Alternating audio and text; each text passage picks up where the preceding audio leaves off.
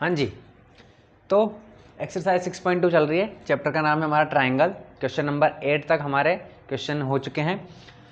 अब चलेंगे अपना क्वेश्चन नंबर 9। तो देखिए क्या कह रहा है, ABCD इज़ अ ट्रेपेजियम। ठीक है, ट्रेपेजियम पता है आप लोगों को क्या होता है ना।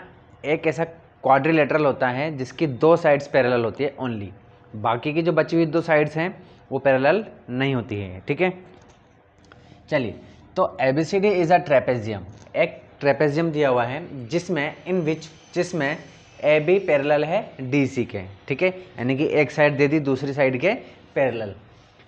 एंड इट्स डायगोनल्स, डायगोनल्स क्या होते हैं, कॉर्नर्स को मिलाने वाली लाइन। ठीक है, चलिए, इंटरसेक्ट ईच अदर, तो वो जो दोनों डायगोनल्स हैं वो एक दूसरे को क्या कर रहे हैं, इंटरसेक्ट कर रहे हैं, एक दूसरे को कट कर रहे हैं एट द पॉइंट O, और जिस पॉइंट पर कट कर रहे हैं उसे O बोला गया है। हमें प्रूव करना है कि शो दैट, यानी कि प्रूव करना है हमें AO upon BO is equal to CO upon DO। तो चलिए सबसे पहले तो अपन क्या करते हैं, ट्रेपेजियम बना लेते हैं। ठीक है, इस तरीके से ट्रेपेजियम, इसमें क्या होता है, एक साइड छोटी होती है दूसरी साइड बड़ी हो जाती है। ठीक है, अब ये लाइन इसके पैरेलल है। ठीक है, और ये हमने मिला दिया। इस फिगर को हम क्या बोलते हैं, ट्रेपेजियम बोलते हैं। इसमें ये साइड इसके पैरेलल है, तो ये क्या हो जाएगा, AB C और ये D। ट्रेपेजियम बोल रहा है ABCD, AB और ये CD, जिसमें कह रहा है कि AB, ये जो AB है वो पैरेलल है किसके भाई, DC के। ठीक है, चलिए, डायगोनल्स बनाने के लिए कह रहा है, तो डायगोनल्स क्या होते हैं, कॉर्नर्स को मिलाने वाली लाइन। तो ये कॉर्नर्स इनके, तो इस कॉर्नर को इससे मिलाएंगे। ठीक है, और इस कॉर्नर को इससे मिला देंगे।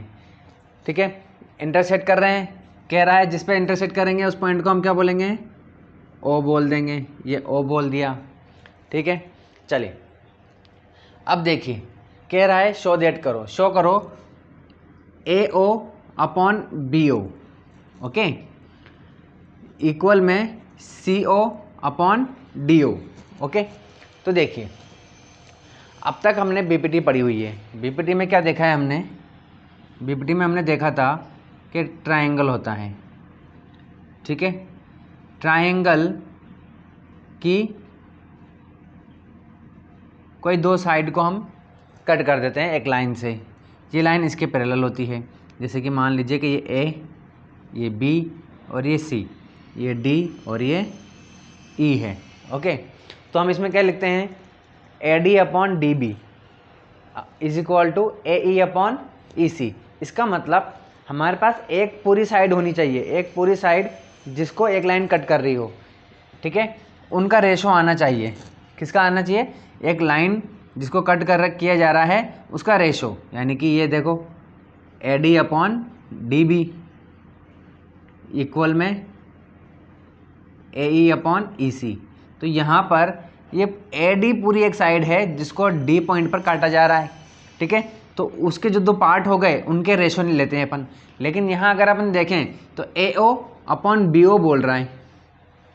ओके, AO अपॉन BO बोल रहा है। अब AO और O, यानी कि AO और BO को मिला करके अगर अपन पूरी एक साइड के पूरी साइड बन रही है क्या, जैसे AD और DB इन दोनों को मिला देंगे, AD और DB मिला देंगे तो पूरी एक लाइन बन जाएगी, एक साइड बन जाएगी पूरी की पूरी।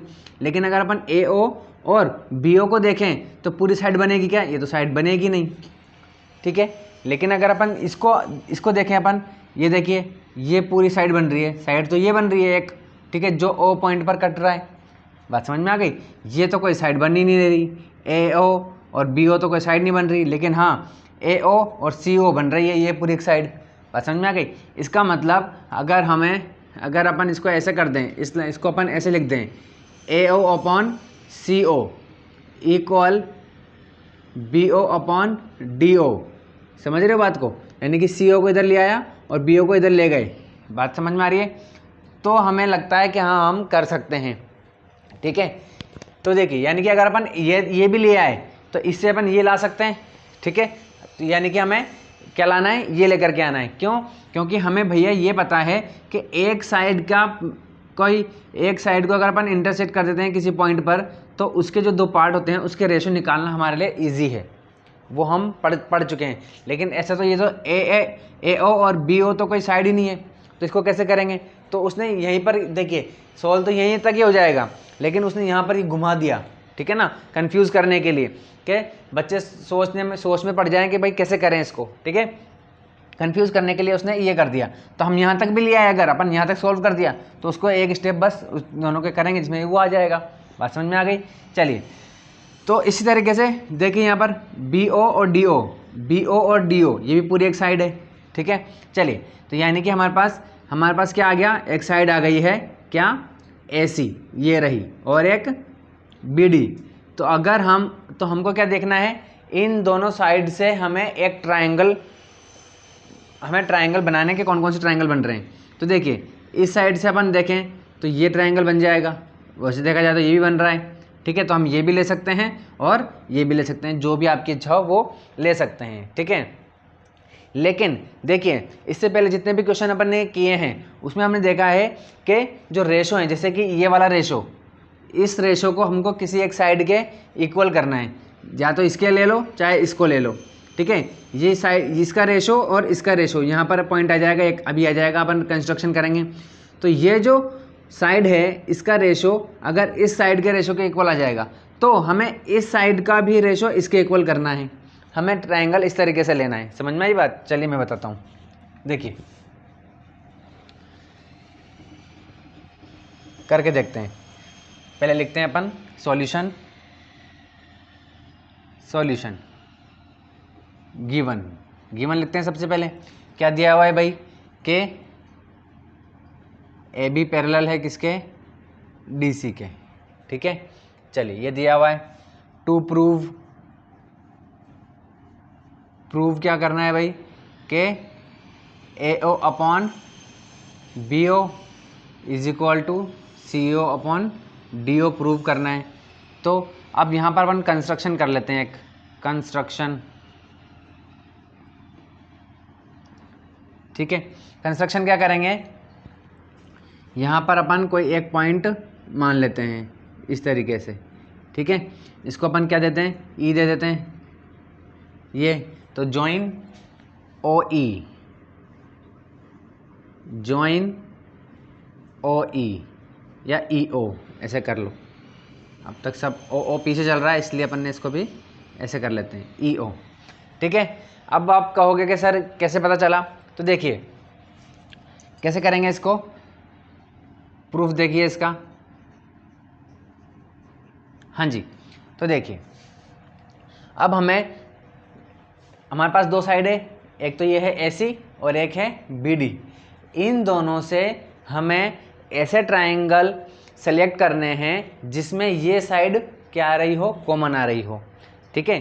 ताकि इसका रेशो इसके इक्वल आ जाएगा और इसका रेशो भी इसके इक्वल आ जाएगा, तो ये कॉमन हो जाएगा। इसका रेशो इसके इक्वल है और इसका रेशो भी इसके इक्वल है, तो दोनों इक्वल आ जाएंगे। इक्वल आते ही हम ये लिख देंगे। समझ में आई बात? चलिए अब आप ये भी कर सकते हैं इसमें। देखिए तो देखिए अगर अपन AC की बात करें तो AC से ये वाली साइड ये वाली साइड भी आनी चाहिए, ये साइड आनी चाहिए कन्फर्म, ठीक है ना, क्योंकि इसी साइड के क्या करेंगे अपन, इनकी साइड के इक्वल कर देंगे, ठीक है ना। तो इस साइड से और इस साइड से AC और BC से बनने वाला ट्रायंगल ये रहा, ठीक है। और DB दूसरी साइड हमारे पास DB चाहिए हमको, तो DB और BC से बनने वाला ट्रायंगल ये रहा, ठीक है। तो ये दो ट्रायंगल लेंगे। अगर आपको ये वाला नहीं लेनी, ये साइड नहीं लेनी, ये लेनी है, तो आप ये भी ले सकते हो। ये देखिए इसमें क्या हो जाएगा, अगर आप AC की बात करते हो तो AC से ये वाला ट्रायंगल बन जाएगा, ठीक है। और अगर आप BD की बात करते हो तो BD से ये वाला ट्रायंगल बन जाएगा, ठीक है। दोनों में ही ये वाली साइड कॉमन आ रही है, ठीक है। चलिए तो अपन ये वाले ले लेते हैं फिलहाल। तो चलिए, इन ट्रायंगल ABC इस ट्रायंगल में बात कर रहे हैं अपन, ठीक है। अच्छा, अपन ने construction join E such that इस तरीके से किया है, सच दैट AB पैरेलल है किसके, EO के, और EO पैरेलल हो जाएगा किसके, DC के, ठीक है।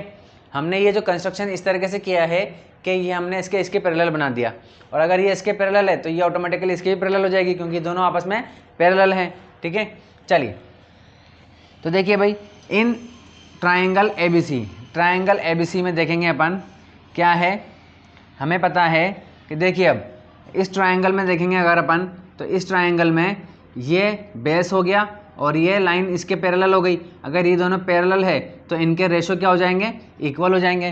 क्यों है पैरेलल, क्योंकि हमने यहाँ पर कंस्ट्रक्शन किया है इस तरीके से। ठीक है, चलिए तो हमें पता है यहाँ पर क्या है कि AB जो है वो पैरेलल है किसके भाई, EO के। अगर ऐसा है, कैसे कैसे क्यों पैरेलल है भाई, बाय कंस्ट्रक्शन। ठीक है, चलिए तो हम क्या लिख सकते हैं पीपीटी से हम लिख सकते हैं AO upon CO equal BE upon CE। ठीक है, किससे भाई, बाय BPT से, इस तरीके से। ठीक है, चलिए इसको दे देते हैं अपन इक्वेशन 1। ये हो गई हमारी इक्वेशन 1। अब लिखते हैं अपन इन ट्रायंगल। अब हमें कौन सा लेना है, BD लेना है। ठीक है, BD ये पूरी साइड है और दूसरी साइड ये वाली लेनी है, तो ट्रायंगल कौन सा बन जाएगा, BCD। ठीक है, तो इन ट्रायंगल BCD में देखो भाई, तो क्या हो जाएगा इसमें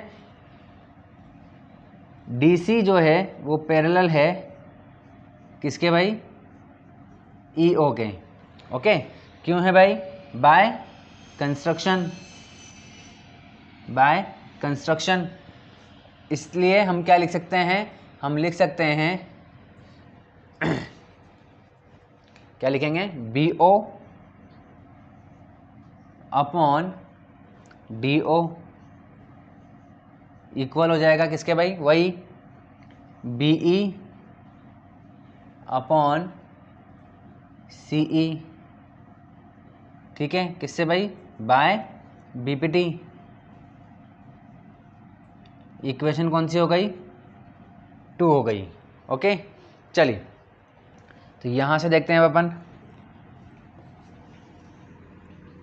तो देखिए इक्वेशन 1 और इक्वेशन 2 को ध्यान से देखिए।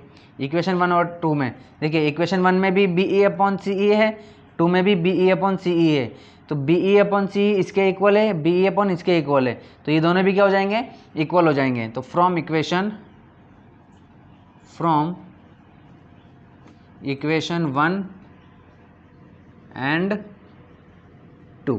ठीक है, चलिए फ्रॉम इक्वेशन 1 एंड 2 से हम क्या लिख सकते हैं भाई कि AO अपॉन CO इक्वल है किसके, BO अपॉन